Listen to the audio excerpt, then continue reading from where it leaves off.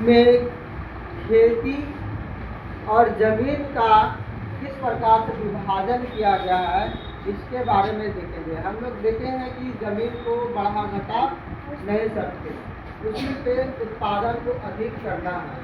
हम लोग ये जान चुके हैं कि पालमपुर में कुल 450 परिवार रहते हैं, जिसमें से 150 परिवार ऐसे हैं जिसके पास खेती के लिए भूमि नहीं है, जिसको हम लोग भूमिहीन किसान या कृषि मजदूर के नाम से जानते हैं।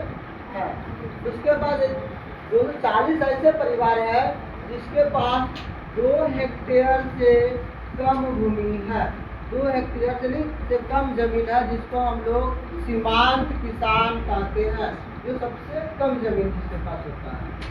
और 60 ऐसे परिवार है जिसके पास 10 हेक्टेयर या उससे अधिक भूमि है, जिसको हम लोग बड़े किसान कहते हैं। इसमें हम लोग देखेंगे किसान के प्रकार, किसान बड़े किसान, मझोले किसान, छोटे किसान। तो बड़े किसान जिसके पास 10 हेक्टेयर या अधिक, 10 हेक्टेयर या अधिक भूमि है, उसको बड़े किसान कहते हैं।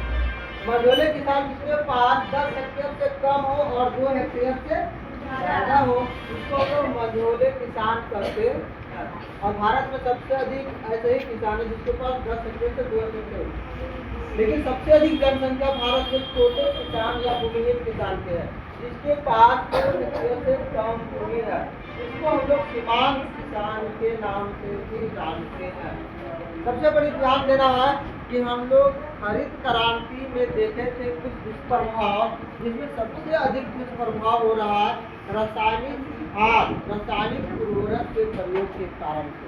रासायनिक उर्वरक ऐसे रासायनिक है जो भूमि में पाए जाने वाले जीव जंतु और भूमि के लिए उपयोगी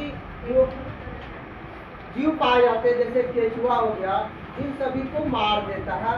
साथ में इसमें केमिकल छोड़ देता है, जो पानी बह के नदी नाला में चला जाता है, वो पानी भी दूषित हो जाता है और हमारा भूमि लवणीय हो जाता है, लवण की मात्रा अधिक बढ़ जाता है, जिससे हमारा भूमि धीरे धीरे बंजर हो जा रहा है।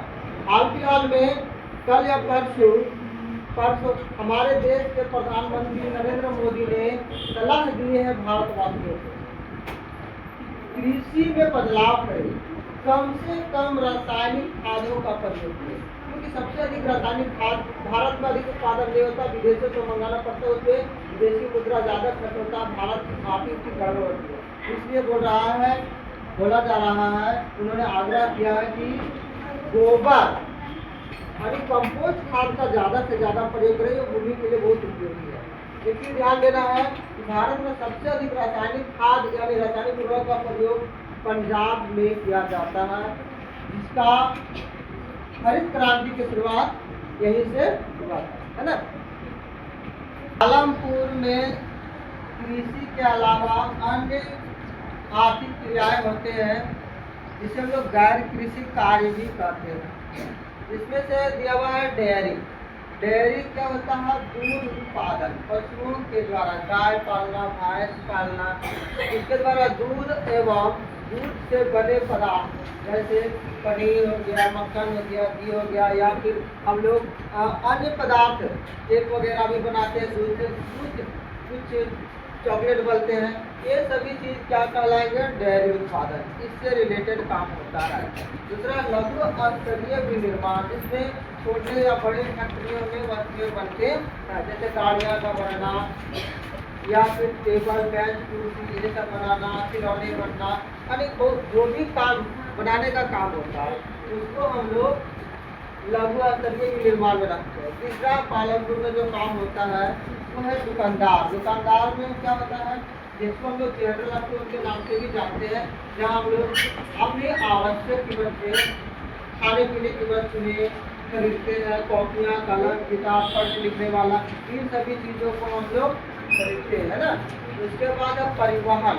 परिवहन मतलब होता है यातायात के साधन, जिससे हम लोग दूरियाँ तय करते हैं, जैसे गाड़ियाँ, मोटरसाइकिल, स्कूटर, ट्रक, ट्रैक्टर, ये सभी चीज़ें हैं जो हम लोग का सामान ढोने के लिए या फिर अपने सवारी को एक जगह से दूसरी जगह ले जाने के लिए प्रयोग करते हैं, है ना।